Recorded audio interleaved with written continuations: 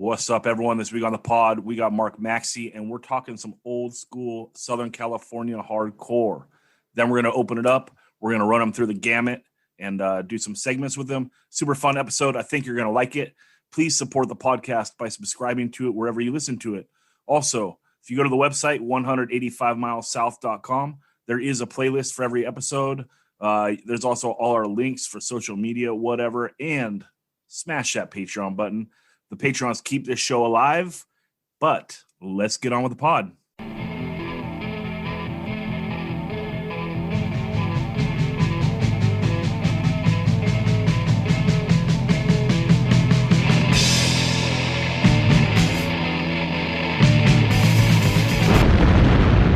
"185 Miles South," a hardcore punk rock podcast.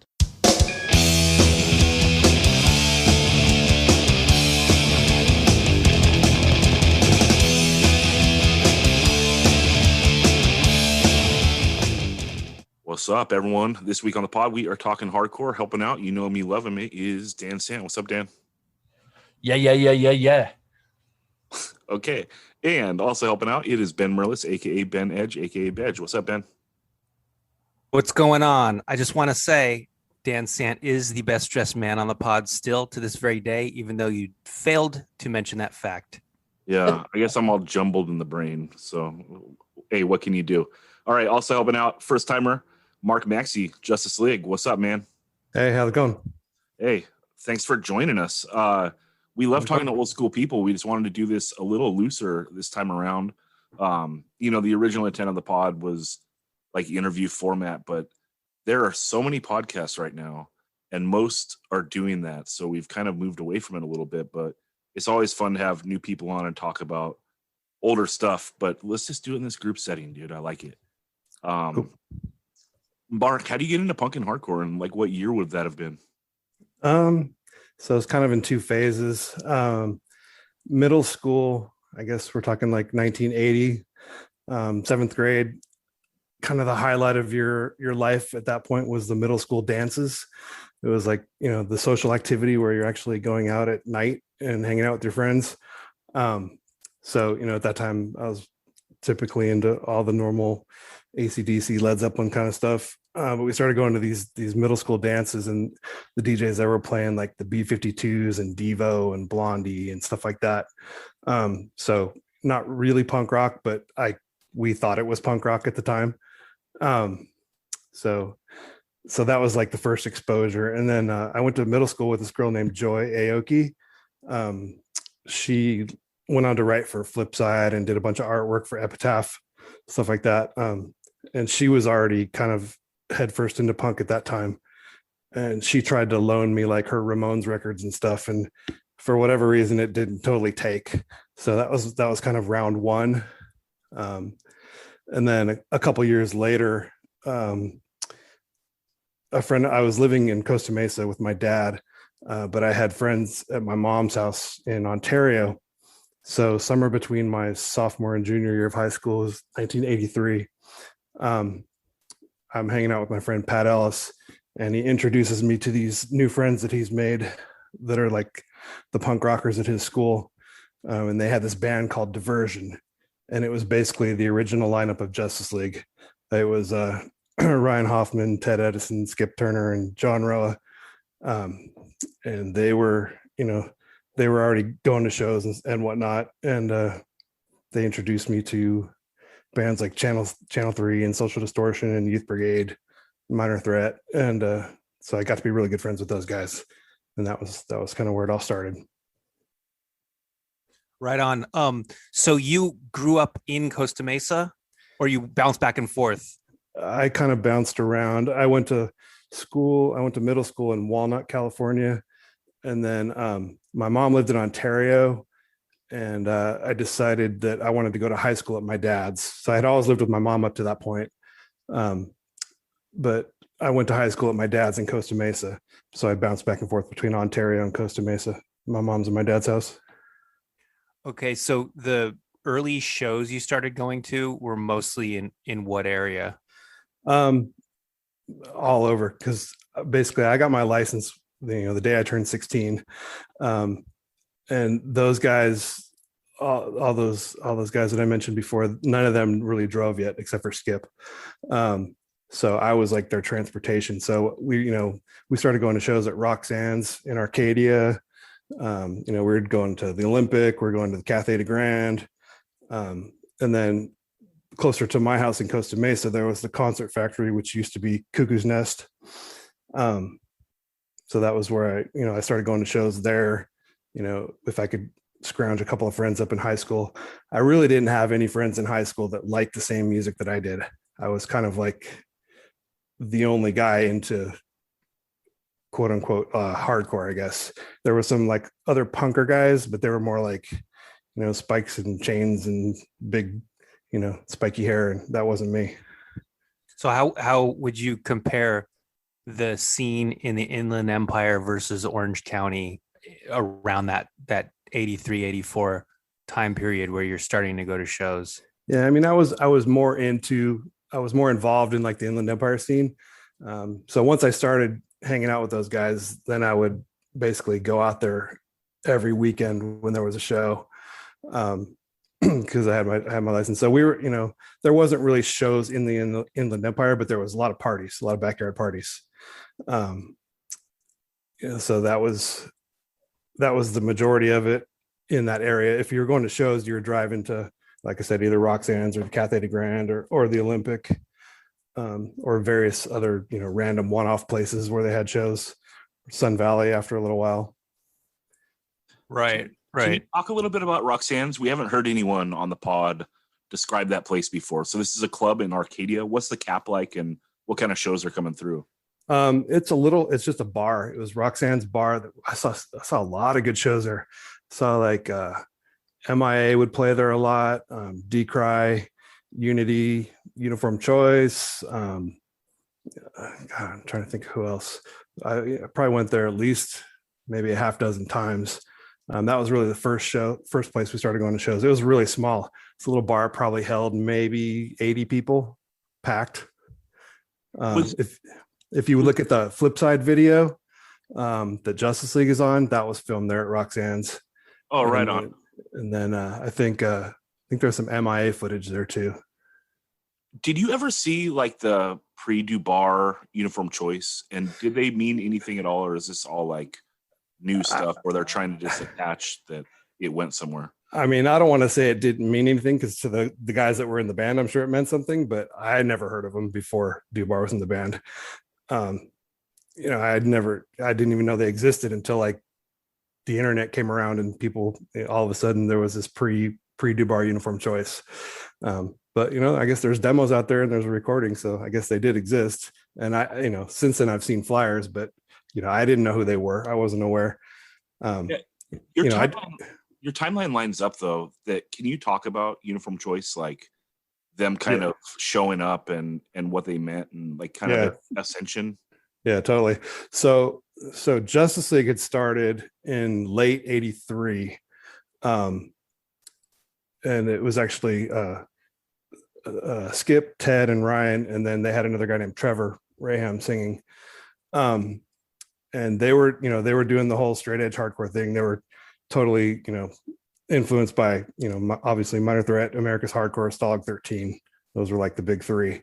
So I had, started hanging out with them, going to shows and stuff, and just kind of learning what all this straight edge stuff was.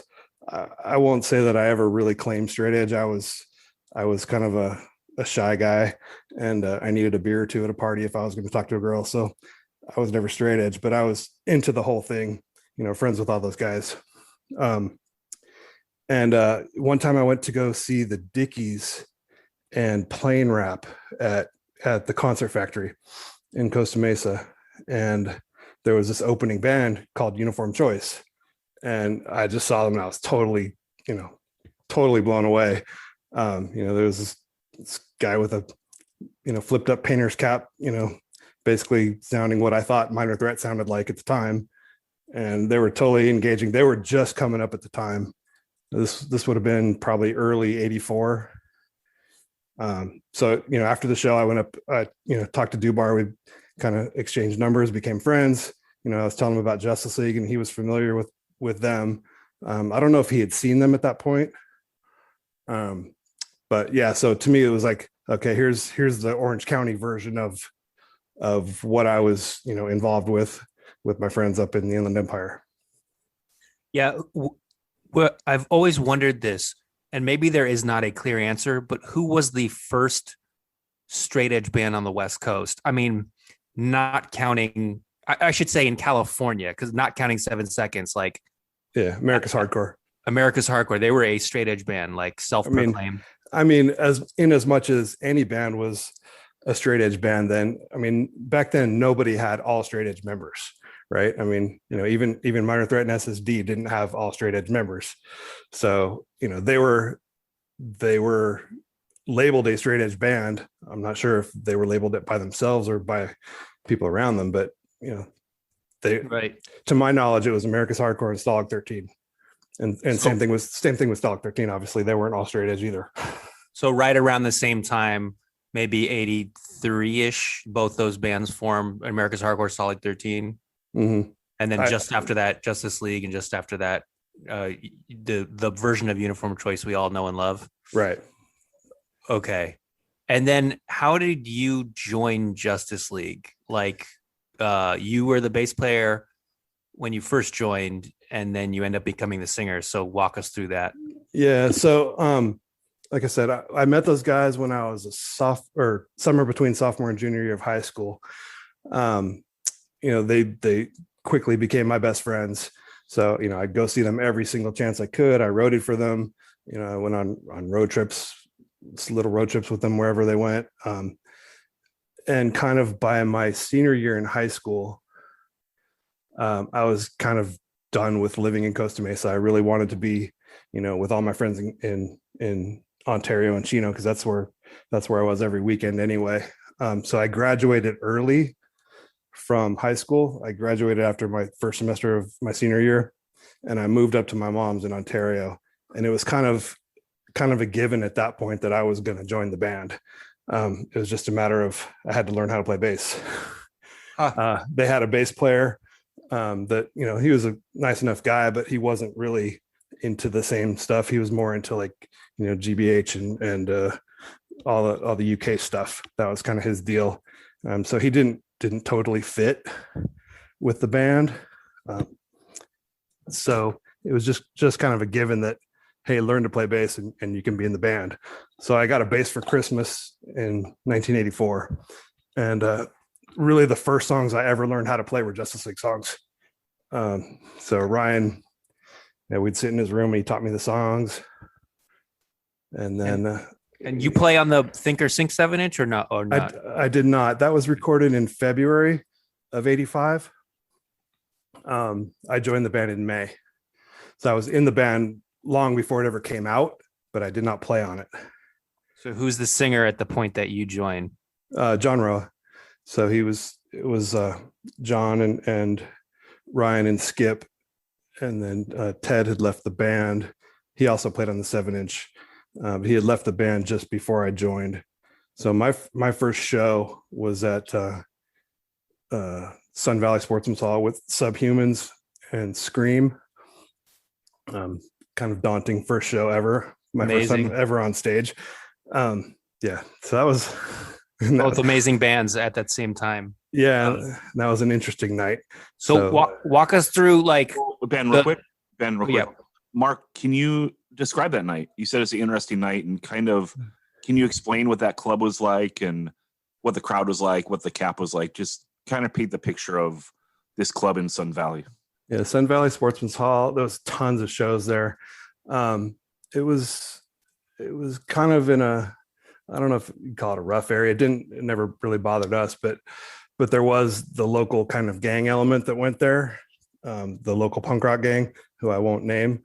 Yeah, so, back then there was always somebody getting jumped at a show. That was just kind of the thing. There was always, you had to watch your back.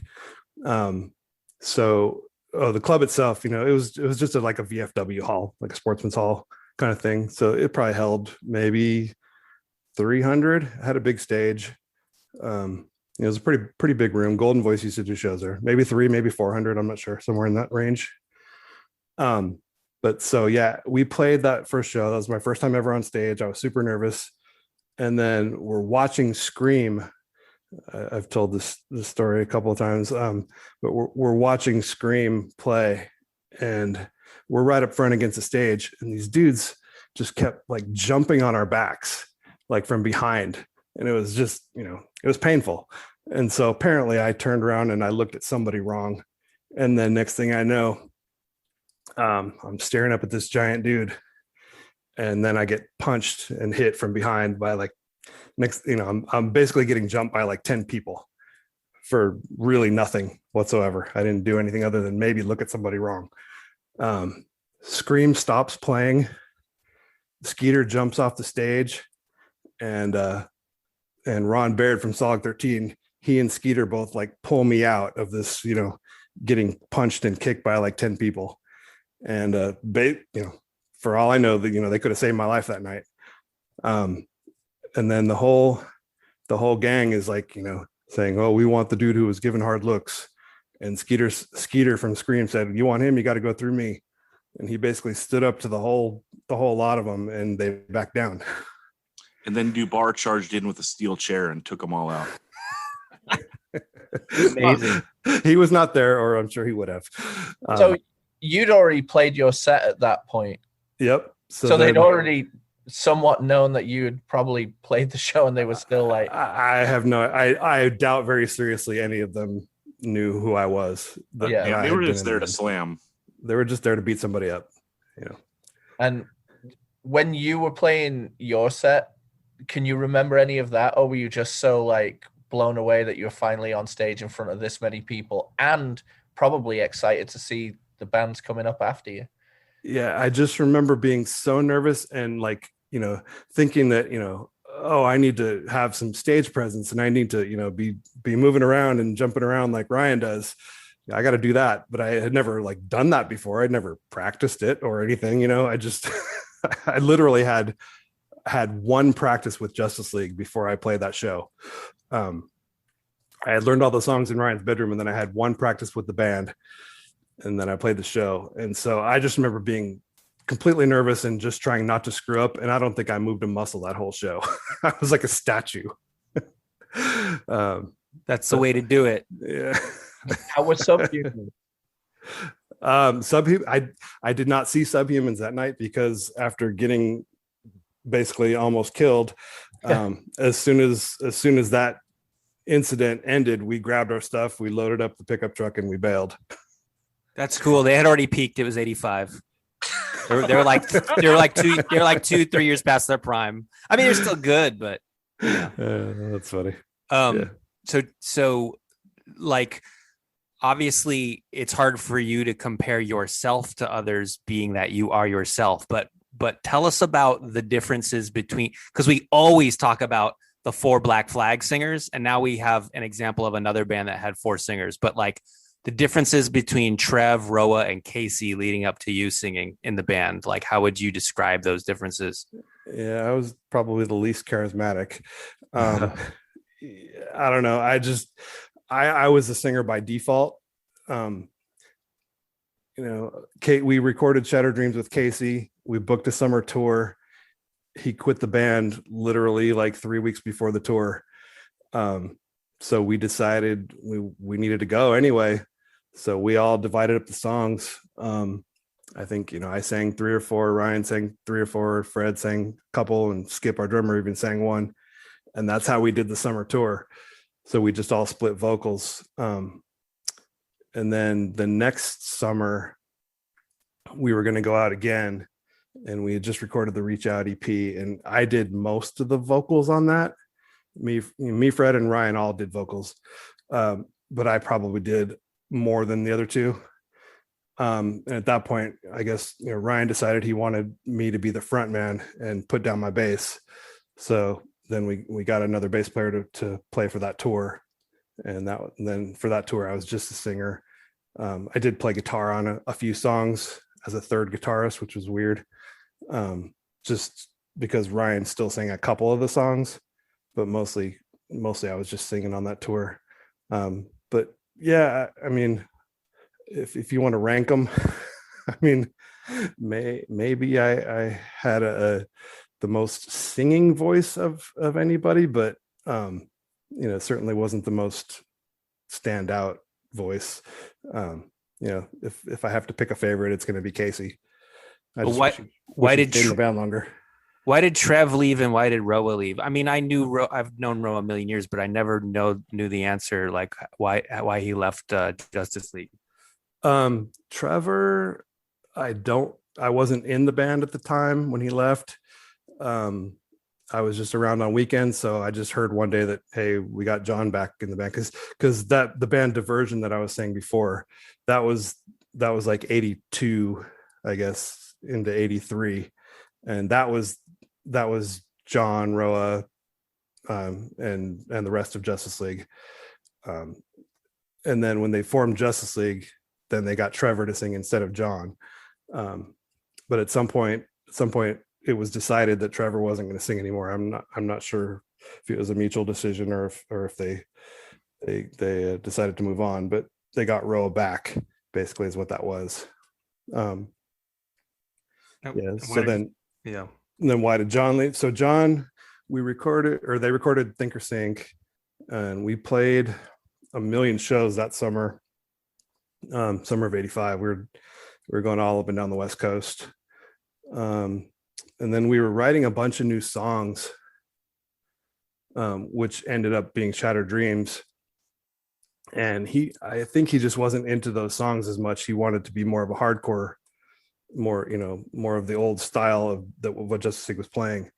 Because Justice League got a lot of really more kind of Minor Threat-y influenced hardcore, SSD, DYS kind of stuff that was before the Think or Sink recording happened.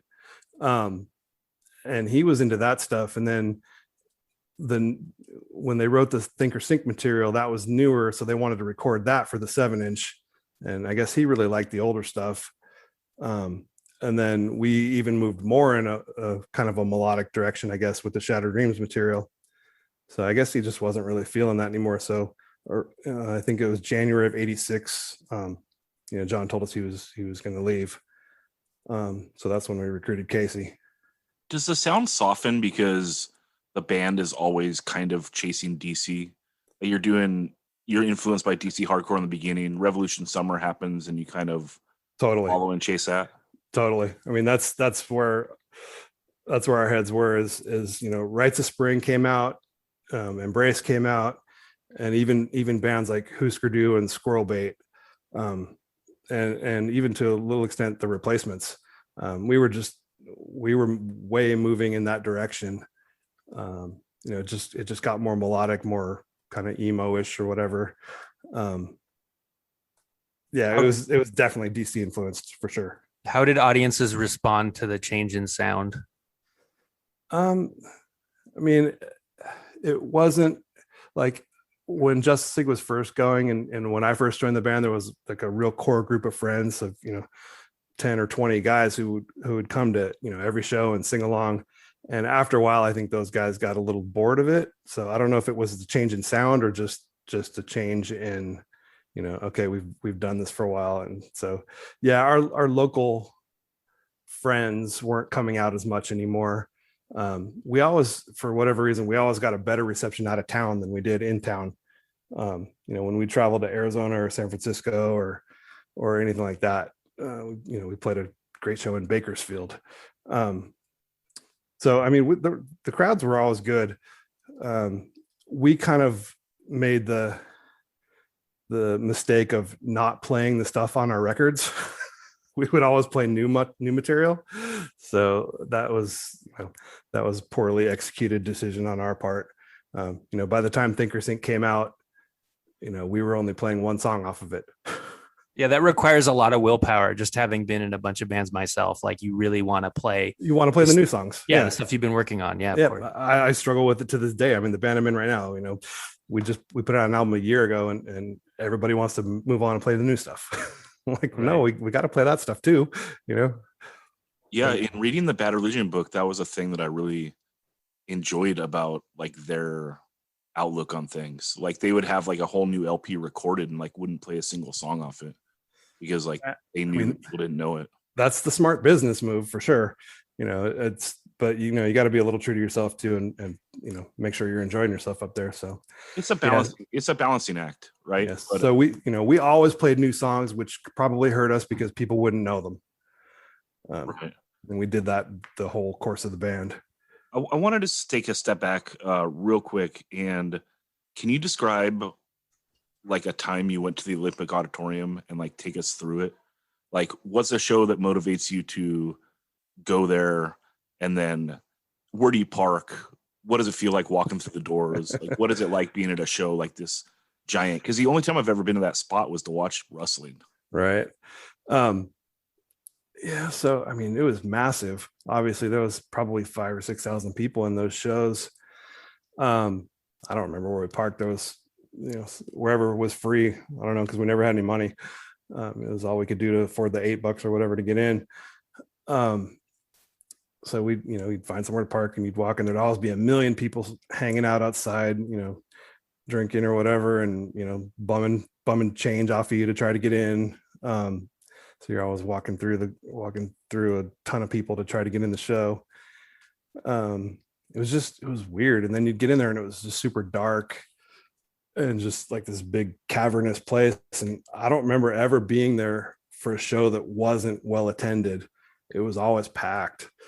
It was crazy. I mean, there would be, 2 or 3 pits would open up, and then, if you needed a break, you went out and sat, and, there was seats all around because it was a giant wrestling auditorium. The stage was huge, and the stage was, high. It was probably like 4 or 5 feet. I was never much of a stage diver myself. It always scared me. I didn't want to die. So I didn't do that. But a lot of people I knew, were always hopping up there and diving off. Was there a barrier? Would you have to get over the barrier to be able to stage dive, or was there no, there was no barriers back then. That was pre-barrier days. You just got up on stage, and they never had a ton of security. I mean, if you see the old videos, you can see there's, there'll be 20, 30, 40 people on stage with the band at any given time. That was cool. It was fun. It was a participation sport, but it also kind of sucked when you were trying to actually watch the band, because half the time you couldn't even see them because they were just behind all these, slam dancers on stage. Right. So going back to the thing about you growing up both in Orange County and the Inland Empire, what I've heard, maybe this is kind of blown out of proportion, that there was a rivalry between those two scenes, like maybe sometime in the late 80s. Do you remember that? I mean, not really. Okay. I kind of checked out at about 88 after Justice League ended. That was, I was moving on to like a lot more melodic kind of stuff, not really going to many hardcore shows anymore. Mm-hmm. So if it was late 80s, I probably wasn't really there for it. Okay. I still went to go, I'd go see Chain of Strength when they play, but that was about it.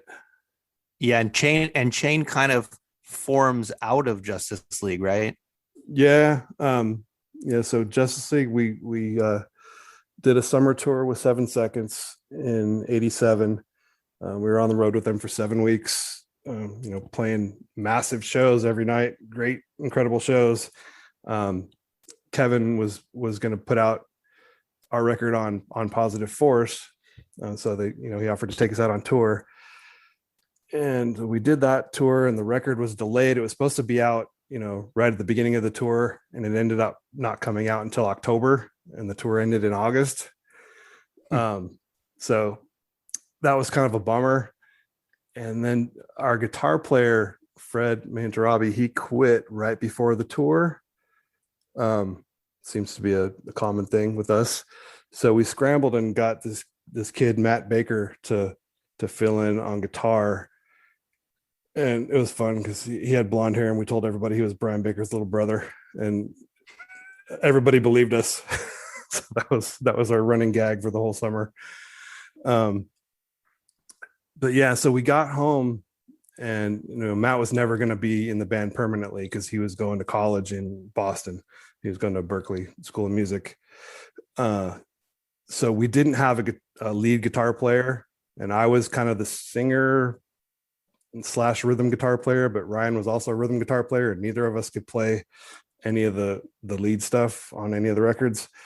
So we didn't have, we were down a member, and after, I don't know, just after the tour, we practiced once and it was just kind of lackluster. And then we just kind of fizzled. We never really said, hey, we're breaking up. We just stopped. So that was, our last kind of official practice was, I think, sometime around maybe October of '87. We did one more practice and it just didn't go anywhere. Then I guess January or February of '88, Ryan calls me up and says, hey, we got the show at Fender's opening up for 7 Seconds and Uniform Choice and Youth of Today. I'm like, cool, let's do it. And he's like, yeah, I want you to play bass. He said, I got John Rowe to sing again. And to me, that didn't sit well. It was like I was being replaced. So I decided not to do that show. And so that was kind of like a semi reunion lineup, I guess, with Rowe on vocals. And then they played that show. And if I remember correctly, or I don't really know for sure, but I think Chain of Strength already existed at that point. And they were really just trying to bring Justice League full circle and be a hardcore band again. Because that show, they didn't play anything off of Reach Out. They maybe played one song off of Shattered Dreams, and everything else was just early Justice League material, which was way more hardcore. So I think that was kind of like all right, let's bring this full circle. Justice League is a hardcore band, and then we can start the Chain of Strength, and it'll be off on that foot. Can you tell us about Mind Power Records? So Mind Power was basically, so right after Justice League died, I started another band with my friend Pat Ellis, and with John McEwen, who had played bass, who basically took my place on bass in Justice League. So I started a band called Paul and Art, and it was really kind of an extension of, like, if Justice League had done another album after Reach Out, it would have sounded like that. We had another drummer at first, and then he left, and so we got Chris Bratton to play drums on that record, and he played a few shows with us. So I was looking around trying to get a label to put it out, and just decided to do it myself. So that's what Mind Power Records was really just to put out that record, and then I ended up doing a few more records for a couple other bands. Okay, yeah, including the Chain 7-inch that comes out on 3 different labels. Right. That was, I didn't put that record out, obviously. Because if you have a copy of that, it says Foundation right on the label. That was just Ryan. Chain, I think, had broken up by that point, and Ryan had 1,000 7-inches sitting in his living room with no covers. And he said, hey, do you want these? And I said, sure. So he said, all right, well, you sell them and we'll split the money. So basically I took all those 7-inches from him. I just went down to the copy shop and made some Xerox covers, and I modified it to like a halfback thing rather than a full cover, because that was what I had done on the 7-inch prior. I guess that was the first one I did. Basically I just did it because I was going to pay for 8.5 by 11 paper instead of 8.5 by 14 paper. So, right. Big money. So that's all it was. And the reason there's gold covers and blue covers is because the copy shop ran out of gold. That's funny.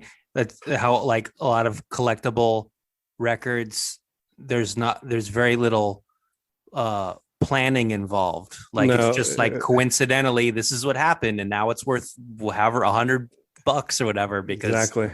Yeah. I believe me, I wish I still had some of those. I have one copy of it on gold. I don't have a blue one, which is the more rare one and worth more money these days. So tell us about Killing Flame. You were in that band for a minute.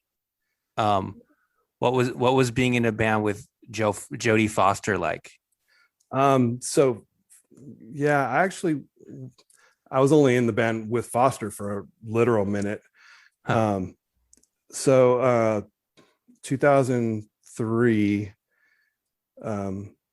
Casey Jones tells me, "Hey, I'm doing this band with Gavin and Joe Nelson. It's like, we need a bass player. Do you want to play?" I'm like, "Hell yeah, sure, that'll be fun." And they had gotten this other guy named Chris Judd to play guitar. So that was, the first EP, or that first 7-inch and the first EP, and then the Another Breath EP were already out. And the band had basically broken up for a while. Joe Nelson moved to Chicago for a while. So I guess when he came back, that's when it restarted. So, Joe and Gavin were basically restarting the band. And Foster wasn't involved at that point. So Casey asked me if I wanted to join. So we wrote a new album. The whole basis of doing that band is we had an offer to do a record with a label called Highlight Sounds in Brazil. He was going to put out a record and then bring us down there to tour. So that was the whole goal, was just to do that record and do that tour. So we did. We put out a record. It's called 9 More Lives. And then we flew down to Brazil and toured down there for 2.5 weeks. We played a bunch of shows with this Brazilian band called Dead Fish, which if you've never heard them, I highly recommend you check them out. Super, super cool dudes, super good band. And then we actually played a couple of shows with the Lemonheads and All Systems Go, which was another experience unto itself. In your opinion, what is the best Joe Foster band? My opinion, I mean, I like the Ignite stuff for sure. I was never really into Speak because I'm not a big fan of Dan O'Mahony's vocals. But yeah, I probably Ignite. I mean, Unity was fun. I saw Unity a bunch of times pre Dubar, when a guy named Rob Lynch was singing. They used to play at that Club Roxanne's all the time. So, I knew Joe, but not really well. We were more just acquaintances at the time. Anyway, so after that Brazilian tour, then Foster did rejoin the band for a couple of months, because our other guitar player Chris had moved away. So we practiced probably a half dozen times with Foster. He played one show with us. Yeah, one show. We opened up for Instead at the showcase. And Foster played guitar at that show. And that was actually interesting because Casey had broken his hand like maybe a week or two before the show. He broke both his hands on a rope swing. Yes. I was there. You were there. Okay. Yeah. Wow. So that was fun. So we thought we were gonna have to cancel. I asked Bratton to do the show. He said, "No, I don't play drums anymore." But he said, "Let me ask Alex for you." So then Alex Barreto ended up playing drums for us that show, with Casey sitting next to him, giving him drum cues, because he only practiced with us once, I think. So that was a fun show. That's great. That was the only show I ever played with Foster. And then after that, Foster left again, and Killing Flame was just a 4-piece. And then we wrote another album, recorded it, and then that didn't come out for like 3 years later. And that was kind of the end of that, because I moved to Texas and the band just kind of went away at that point. Well, cool. Tell us about your current stuff, Sloth Fist and also Quiet Panic. And then we'll wrap up the cool discussion part of this. Sloth Fist it's a fun band. There's a lot of humor involved in the songs, but it's really good music. It's really good.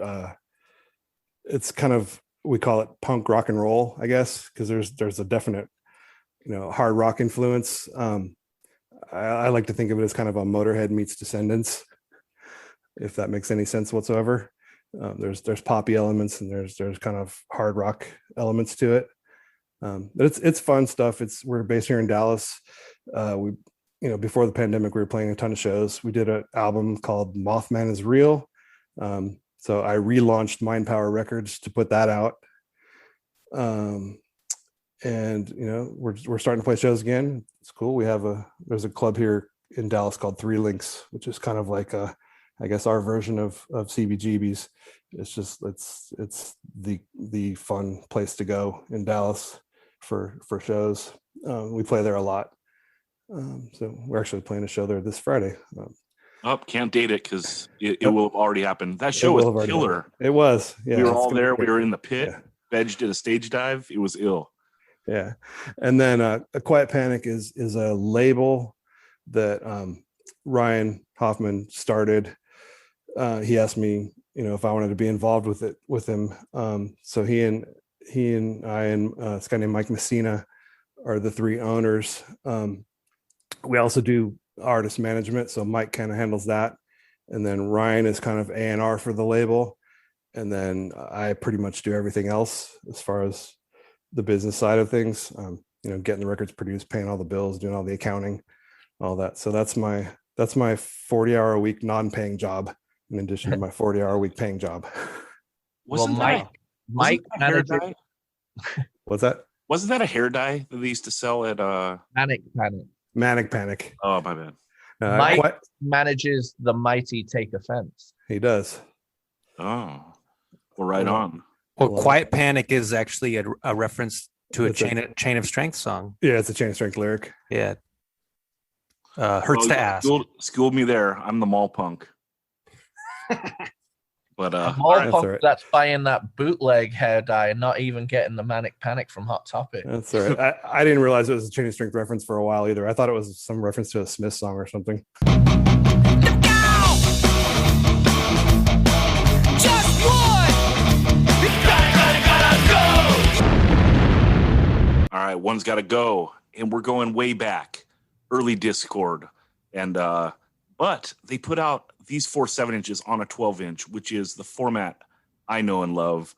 We are doing One's Gotta Go. It's the Teen Idols Minor Disturbance 7-inch, the SOA No Policy 7-inch, Government Issue Legless Bowl 7-inch, or Youth Brigade The Possible 7-inch. Dan, let's go to you first.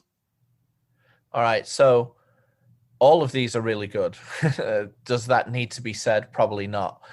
But there might be some people out there who've never gone this far back, perhaps, but they're all really worth checking out. Obviously, you can get it all on the Discord 12-inch that allows you to dabble in all of it.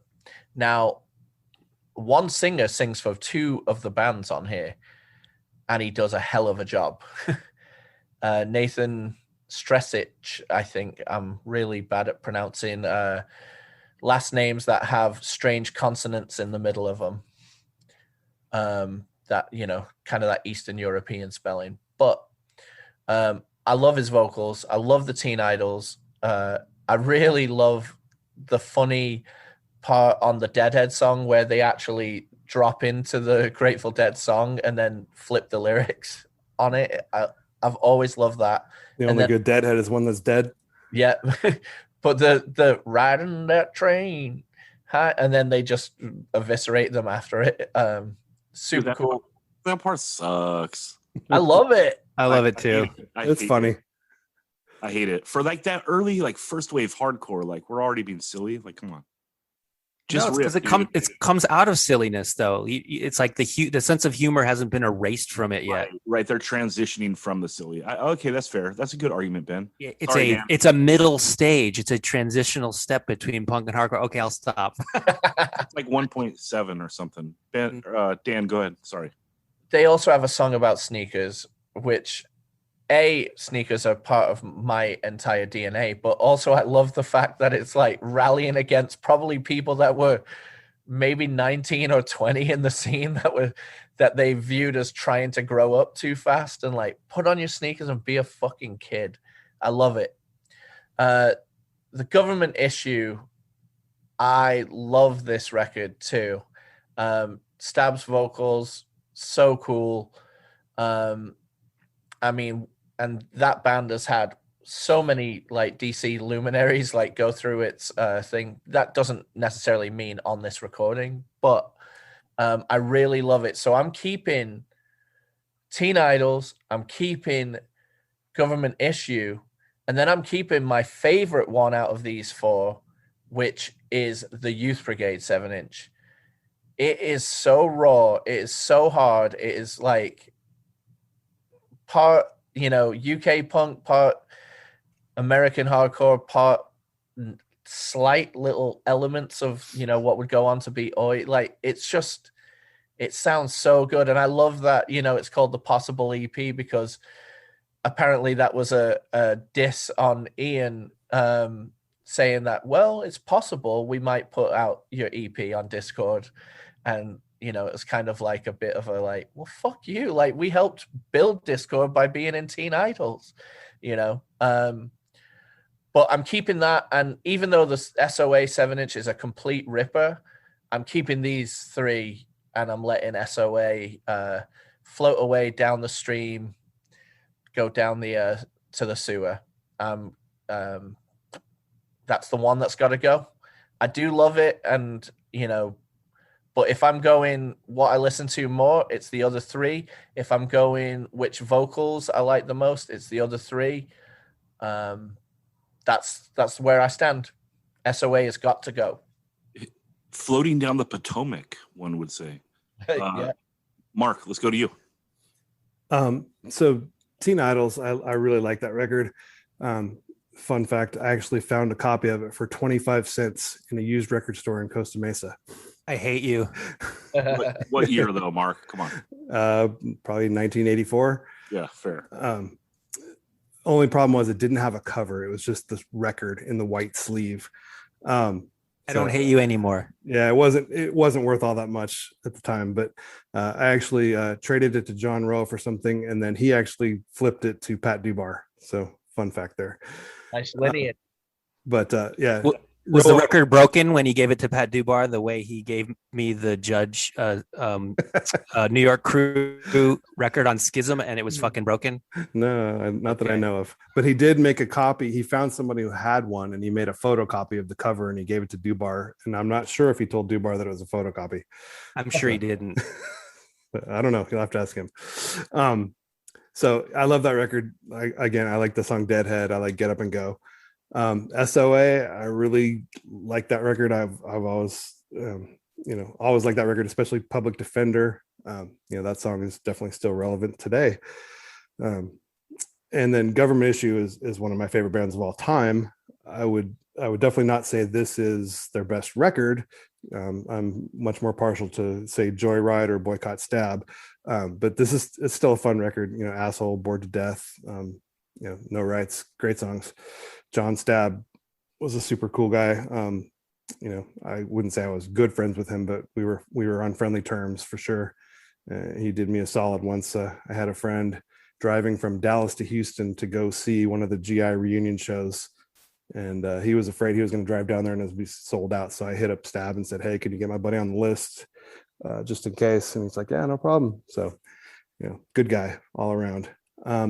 The only one of these that I was not super familiar with and never owned and never had on cassette or anything was the Youth Brigade. It always confused me that there was a Youth Brigade from DC when I loved Youth Brigade from LA. So that one I wasn't familiar with. I actually did listen to it a few times. I probably heard it back in the day, but I don't remember it.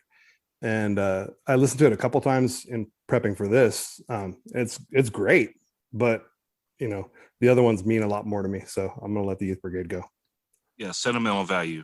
The SOA is a ripper in the way that the songs are all so short and I think really catchy. Like this 7-inch just bangs and is a perfect early 80s hardcore 7-inch. The Government Issue 7-inch might rage even harder, like in a way that like, I don't know, like that early Gangrene rages and such just it's like unbridled rage. It's so weird juxtaposing the SOA versus the Government Issue because they're both so furious, but in different ways. And it's really hard to break it down. I love them both. I can't lose either of these. These are my two favorites of them. the Youth Brigade, I think, has the best song out of all 4 of these 7 inches, which is It's About Time That We Had a Change. Good So God, perfect song, you So- know?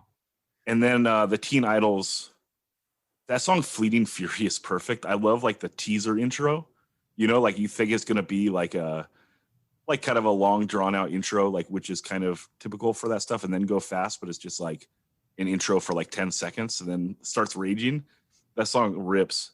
But if I had to choose, I'm losing the Teen Idols. I'm losing every Ian band except for Minor Threat. What's up? And Ben, let's go to you. All right. Teen Idols, I love. The song Sneakers is classic. And I think I've listened to it so much on Spotify that anytime I listen to another song or record from that era and the record ends, Spotify automatically kicks me to that song. And instead of being pissed off, I'm like, yep, good. I want to hear this song again.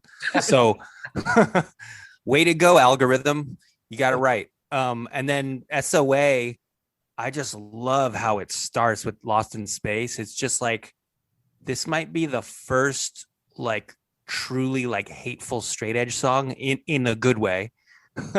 Just like fucked on drugs.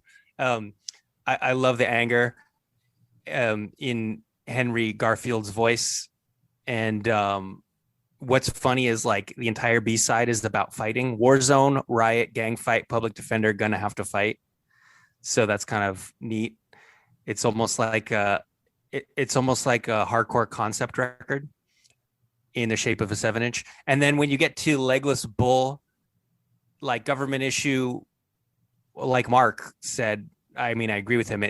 They are one of my favorite bands of all time too, but this is long before they've developed into the band that they would one day be. In fact, they always evolved. Every record is pushing in another direction. And I think this might actually be their least best record that they've ever made, and it's still great. So and they made a lot of records. So, and then when we get to Youth Brigade, just like Zach said, It's About Time That We Had a Change is so good, and the lyrics are so fucking pissed off in a correct way. It's like, man, this guy nailed exactly how I feel about everything in 3 verses. And my old band used to cover this song, and I was like, it was one of those songs you're just happy to cover. Like, I get to be on stage and sing this song. Awesome. The rest of that 7-inch, nothing is nearly as good as that one song, but that one song is so good, I'm gonna have to keep it. So I think Government Issue is my one that's got to go. That's wild. I think that Asshole of all these is the second best song behind It's About Time That We Had a Change. It's so like, you can just see that they're a special band and they're gonna be wild. Like it's like a mid-tempo rager that there's just so much in there with like the bass and everything. I don't know. It's epic. I really think Government Issue came into their own on their next record with when Brad Baker came in on guitar and Teenager in a Box. To me, that's the ultimate Government Issue song. Yeah, but here's the thing: is like, we know how some of these bands or even some of these members progress, blah blah blah. But when you're putting just the 4 records period up against each other, you kind of almost shouldn't like go, well, I know GI is better later, so it's kind of like, do you like the GI better than the SOA or not? That's fair, but also this is a great one because I think each one got picked, which proves that these 4 are bangers. Because I lost Teen Idols, Dan, you lost SOA, Ben, you lost Government Issue, and Marc, you lost Youth Brigade. Yep. So it's a motherfucking Wow. tie. What's up? That's great. That's rules. never happened, and that might not ever happen again. Yeah, we'll do a post this week, everyone, so you guys can decide which one's got to go, and you can decide which one of us is wrong. What's up with that? And you can order that 7-inch box set. Oh wait, no, you can't, because you already ordered it along with 24,999 other people. I actually don't know how many are getting pressed. I wonder how many they sold of that. Ben, prolonging the segment with non-facts. What's up?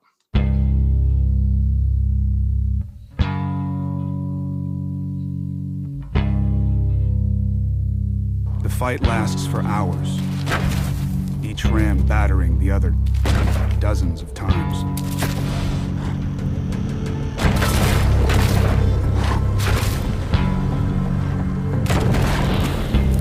Head to head.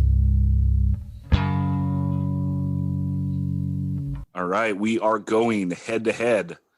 We're doing the Blast Power of Expression LP versus Black Flag My War.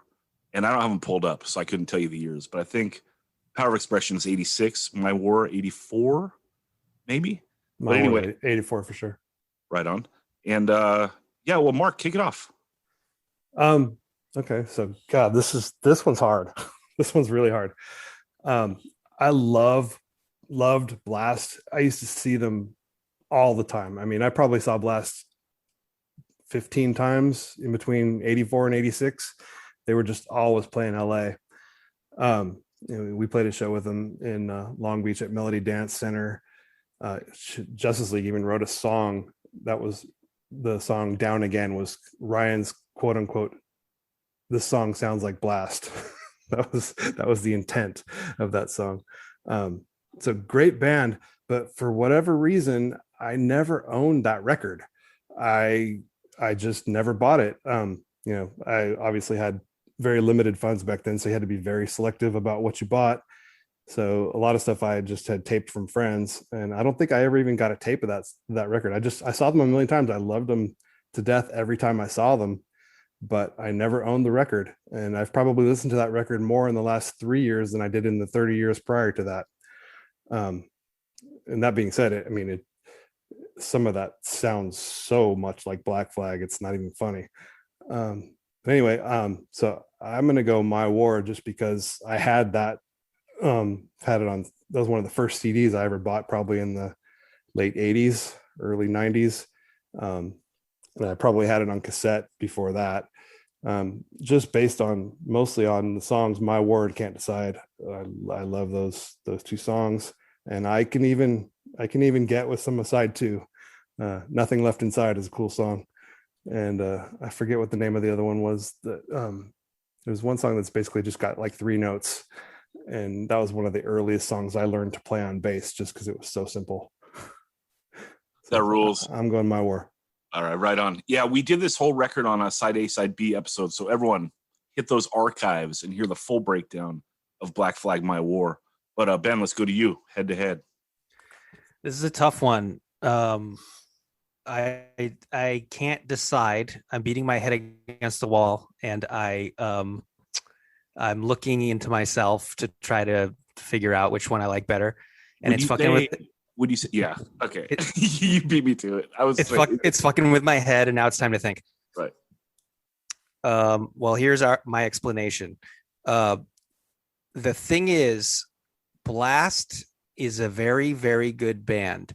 They are clearly trying to be Black Flag, and don't come at me with anything else. You fucking know it's true. And on principle, you gotta go with the OG, the originators of the sound, which is Black Flag. But what makes this difficult is if you go back and listen to the side A, side B, My War episode, I talk about how side B does not work. It's Black Flag trying to be slow and heavy, which I totally agree with. The idea of a hardcore punk band going slow and heavy, kind of as a way of kind of subverting the expectations of a band that's playing in a fast genre of music, but it just doesn't come off that good. It's just not that good.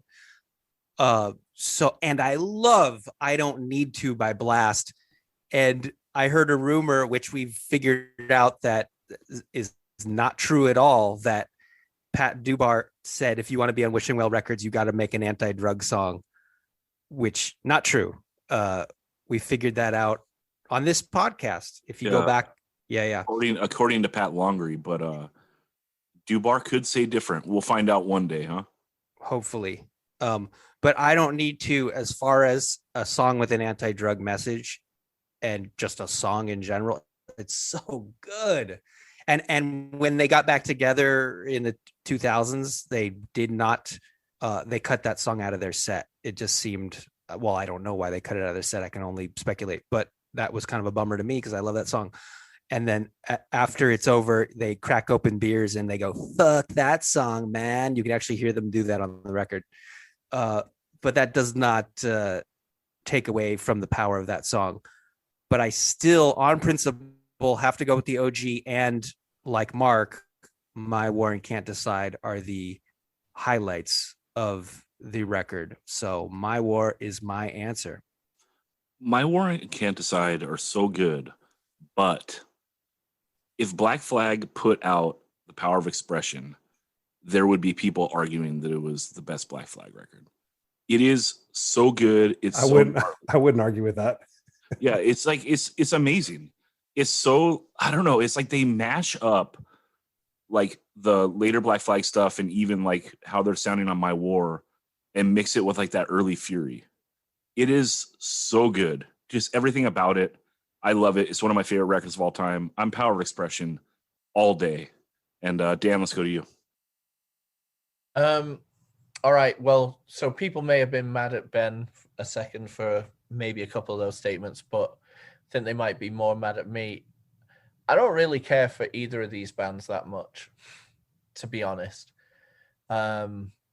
Especially this era. I mean, I love, Nervous Breakdown. Like, it is one of the absolute pieces of hardcore DNA that I need to exist. But when Black Flag start entering this world, this record alienated a ton of their early fan base and also some of their later fan base when they, start discovering this stuff. So it doesn't do much for me other than having my favorite Black Flag member, Dale Nixon, playing on the band. No, both of these just don't do too much for me. So the song My War, I agree, is the absolute standout on the My War LP. And I like that song a lot. But for the most part, this driving sound that these two bands are, I like it.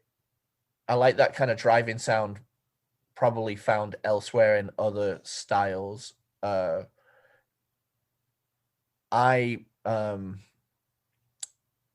have some Blast records and I have some, a ton of Black Flag stuff, but I never come back to this stuff that much. It just doesn't speak to me as much. And for this being a head-to-head, it's like Ben said, when one band is referencing the other, I think the OG just wins.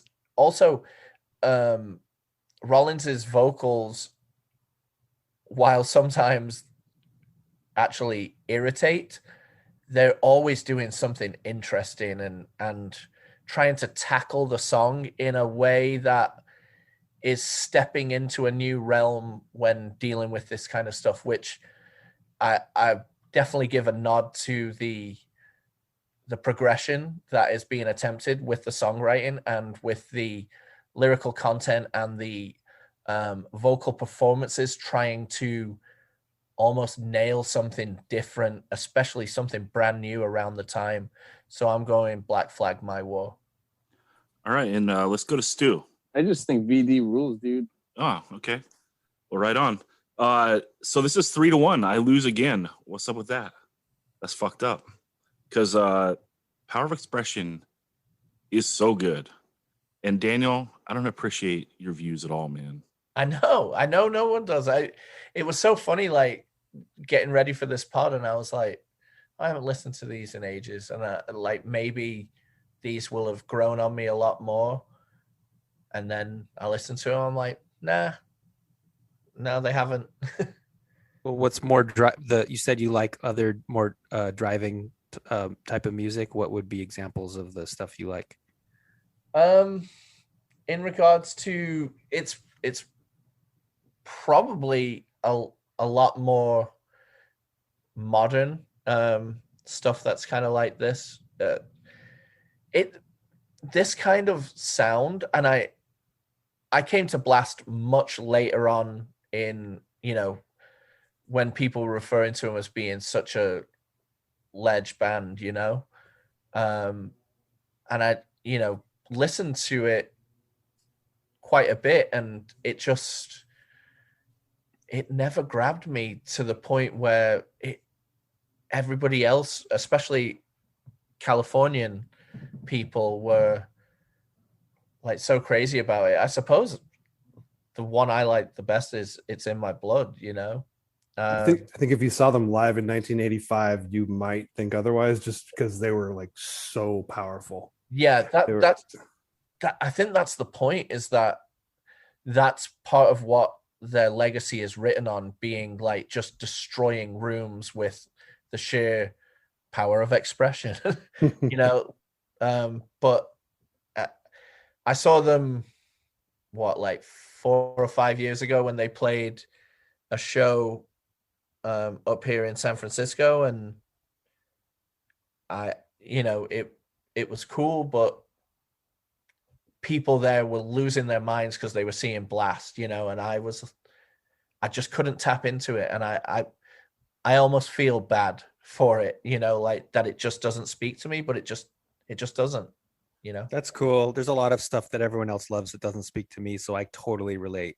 No, it ain't cool. We've loaded up our socks with bar soap, and we'll see you around 2 a.m., Dan. You got to get through Reggie first.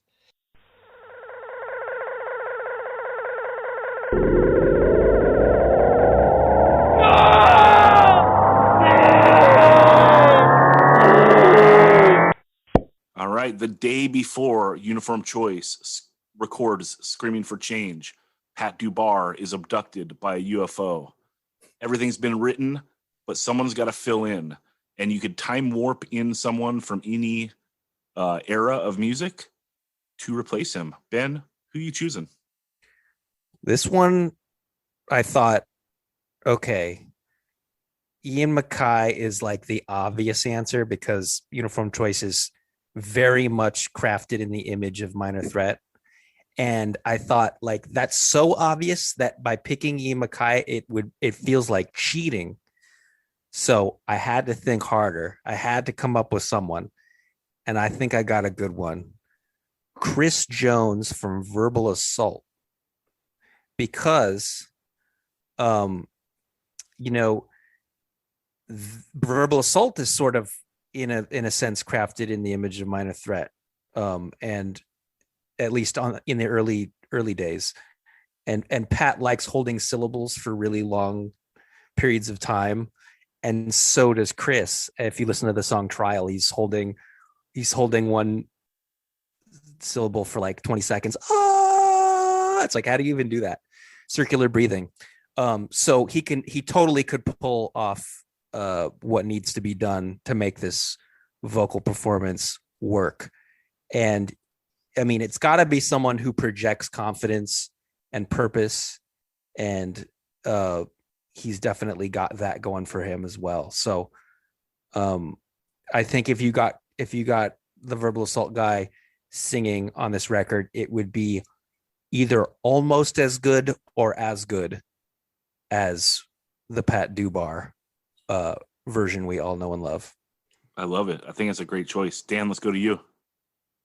All right. So I've got two answers, and they're both completely off the wall and maybe a bit questionable, but these are two records that I want to hear. First, selfishly, this is my favorite hardcore straight edge 12-inch LP. This and Life, Love, Regret probably tied. And I am gonna say that I would love to sing this record because it's my favorite, and I do sing it almost every day, but that's not my real choice. The problem is you show up to the studio and Cliff from Blast is in the door and he already got the invite. You got to get through him. Well, he's also, if he's just listened to this episode, he's also going to smash me for not giving due respect. The other answer that I just want to hear, one of my favorite singers of a different vibe, but can also do really cool singy vocals, but in a very, very different manner, is I want to hear this record with Ben Cook from No Warning singing these songs in that total, like, nothing means nothing. Like, I want to hear that, like, guttural, well, not guttural, more like kind of in the gutter version of Screaming for Change. Because, you know, why would I want to pick someone that's going to do it exactly or close to the thing? Because then I can just, you know, see how this is. But I want to hear it with a fully different take, and I want it to be something like mega interesting for me to listen to. So I'm choosing Ben Cook of No Warning. What about Young Gov era Ben Cook doing this album? So it's all sung in a super falsetto, nasally voice, like fucking excuses. It's all the same. He could maybe do it on Straight and Alert, but then, you know, for something like No Thanks, I want it to be straight up Ill Blood Ben Cook. He could dual track it like Bad Religion. Yeah. Mark, let's go to you.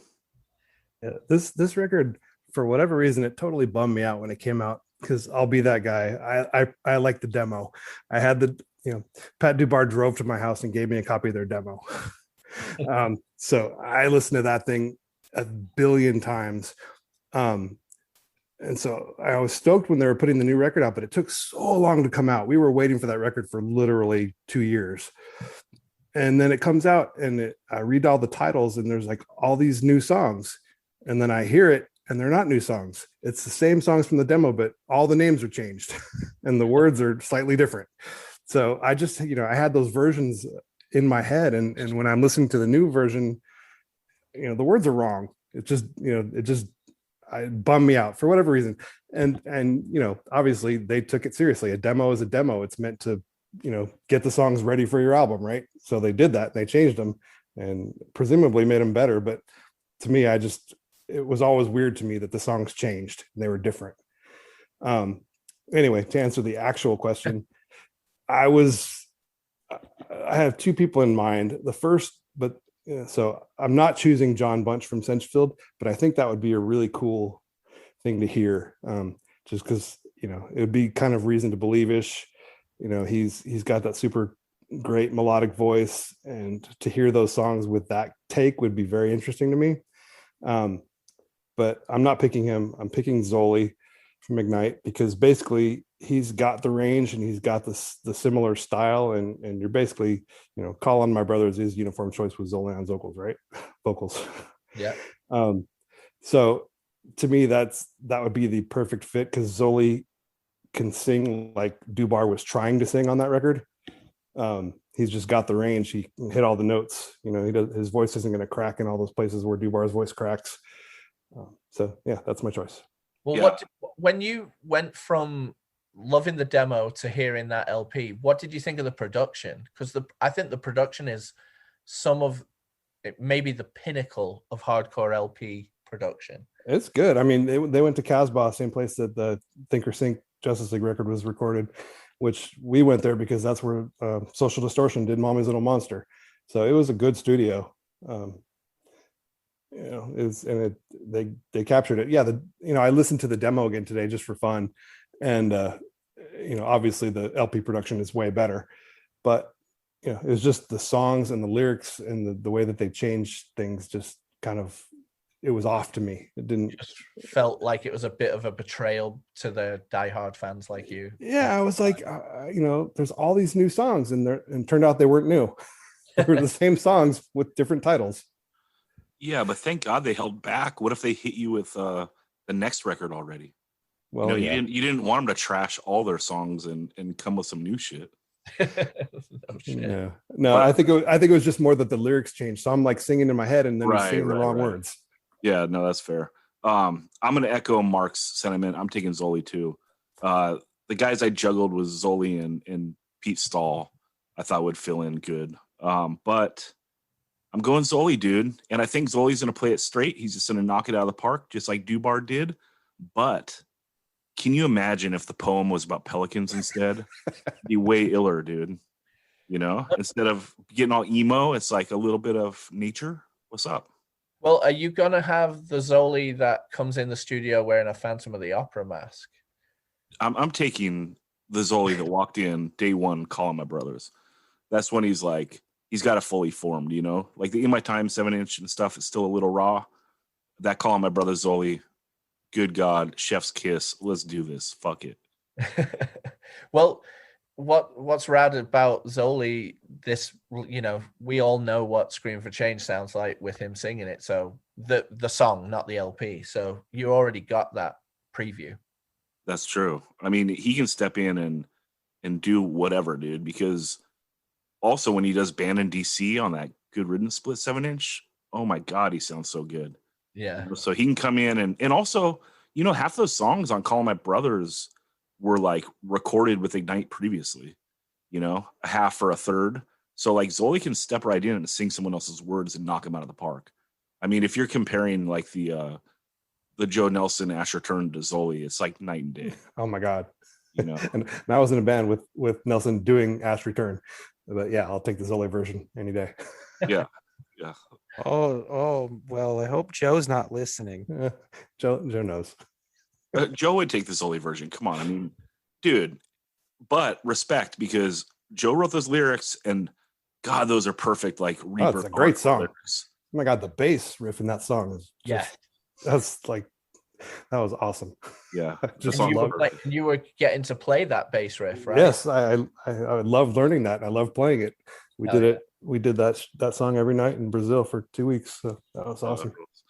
All right, everyone. We'll post this up on the Instagram too. You can let us know who you want to sing on Screaming for Change if Dubar gets abducted by a UFO the day before. I'm taking it back to the old school because I'm an old fool. I'm taking it back to the old school because I'm an old fool. Yo, what's up, motherfuckers? Old school.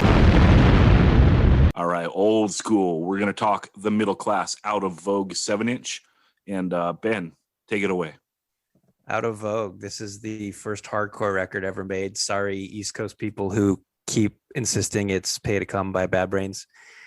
But this shit came out in 1979 and it was recorded in 1978, which is a long ass time ago for music this fucking fast.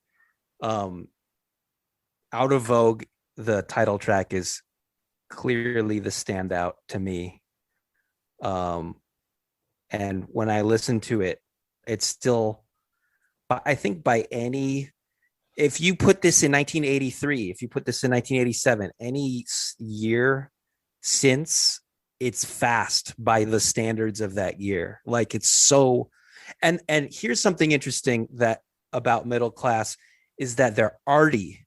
Like hardcore is like this, it's almost like there's this punk family tree, and then at some point at the very end of the 70s, beginning of the 80s, it splits into kind of post-punky arty type of music, and then almost like anti-arty hardcore full-on aggression testosterone music. And middle class is like, no, we're going full arty and full hardcore, like we're doing both. So it's almost like it's sort of defies the evolution of punk music in a way. I mean, the whole thing is great, but every time I listen to the title track, you know, it has that middle part where they're just chugging along and there's no vocals. And then he goes, 1, 2, 3, 4. And then the vocals come back in. And I can never, when I'm singing along, I can never get the timing right. It's like, when does he say 1, 2, 3, 4? It's not obvious. There's a lot of interesting shit going on here. And this is really early for Orange County, just in general, just Orange County punk. This is like before Adolescents have a record or even exist. You know, before Agent Orange, before Social Distortion, before TSOL, like, so this is a really important record, and it's also a really good record. And I love the cover. It's so like, man, I need to know about this record cover. I don't know the story behind it, but it's compelling. It's like two kids standing in the middle of a suburban street, looking profoundly uncool. And I think that's how they felt as suburbanites, in 1978, driving up to the Mask and being kind of outcasts. So that's my take on this. Yeah, it's got the speed, and the speed holds up, but it does have like some of the early punk like zaniness in the vocals, which makes it like not 100% like what the dialed in hardcore would be when like 1980 hits. Right. It's like Devo. It's like Devo playing hardcore. Yeah, it's wild and so cool and interesting. And like you said, it's just so early that, it's just such a piece of history that you should never ignore. So everyone out there, if you haven't listened to this before, you need to pull it up and check it out just because it's so early for being so fast. And it's so good. The songs are all super short. I think there's like only maybe one song that's above like a minute or a minute 20. And yeah, rules. Mark, what was your take on this? And did this resonate with you like when you were young? Yeah, so I never had this record. The only song I was familiar with was Out of Vogue because I guess probably every Sunday night I would listen to Rodney on the Rock. And it was from 8 to midnight. So I'd usually listen to it for a couple hours and then I'd have to go to bed because I had to get up for school or whatever. So I would record it. I would, put a cassette in and just go to bed. And, the next week I would listen to those last 2 hours or whatever that I didn't hear. And so this song was on one of those tapes that I made.